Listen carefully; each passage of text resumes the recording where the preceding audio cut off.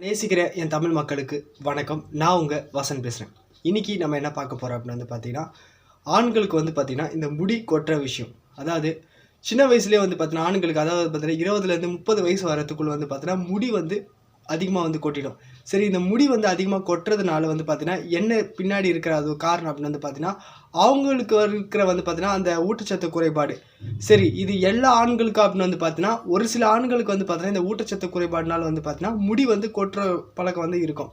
ஆனால் அதுக்கு இன்னொரு முக்கியமான விஷயம் என்ன அப்படின்னு பார்த்தீங்கன்னா, ஒரு சில பேருக்கு ஏன் முடி அதிகமாக கொட்டுது அப்படின்னு பார்த்தீங்கன்னா, அவங்க செய்கிற ஒரு செயல் தான். என்ன அப்படின்னு பார்த்தீங்கன்னா, இந்த மாஸ்டர்பேட் அப்படின்ற இந்த சுய இன்பம் அப்படின்ற பண்ணுறதுனால அவங்களோட விந்து ஆற்றல் வெளியே போகிறதுனால இந்த முடி கொட்டுறதுக்கு ஒரு முக்கிய காரணமாக இருக்குது அப்படின்றது பார்த்தீங்கன்னா ஆய்வுகளில் சொல்கிறாங்க. அதுவும் ஆயுர்வேதத்தில் சொல்கிறாங்க.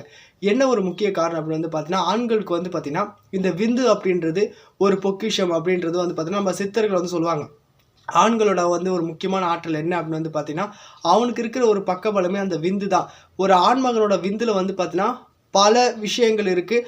அதில் அதிக ஆற்றல் அந்த விந்து ஆற்றலில் இருக்குது. அந்த விந்து வெளியேற்றுறதுனால அதுவும் முக்கியமாக பார்த்தீங்கன்னா சித்தர்களோட இது என்ன அப்படின்னு பார்த்தீங்கன்னா, ஒரு ஆண் கிட்ட இருக்கிற அந்த விந்து பார்த்தீங்கன்னா ரொம்ப சக்தி வாய்ந்தது.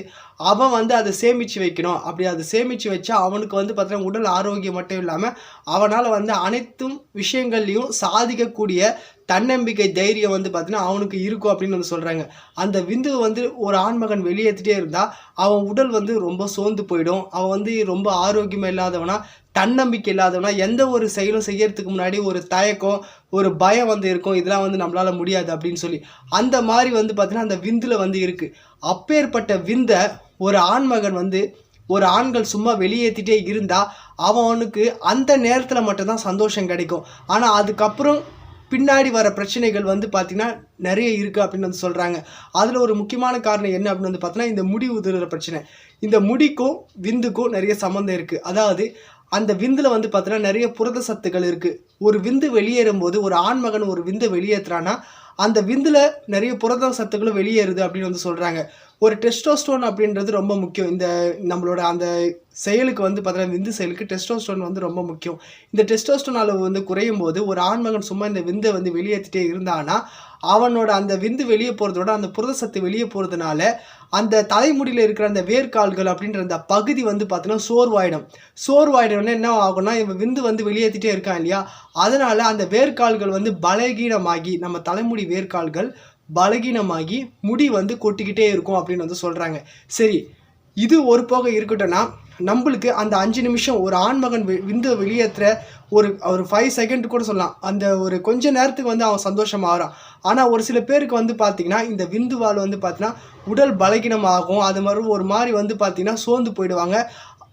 பிற்போக அதை பார்த்திங்கன்னா ஒருத்த தொடர்ந்து வெளியேற்றிட்டே இருந்தாங்கன்னா கொஞ்ச நாள் கழிச்சு ஏதாவது ஒரு நேரத்தில் பார்த்திங்கன்னா அவனோட ஆண் உறுப்பு பார்த்திங்கன்னா கொஞ்ச நேரம் வலிக்க ஆரம்பிக்கும் அப்படின்னு சொல்கிறாங்க. இதெல்லாம் பார்த்தீங்கன்னா இன்னும் ஒரு சில பேருக்கு நிறைய குறைகள் வரும். நிறைய மூச்சு வாங்கும், படபடன்னு இருக்கும். ஆண் உறுப்பு பார்த்தீங்கன்னா வலி வர ஆரம்பிக்கும்.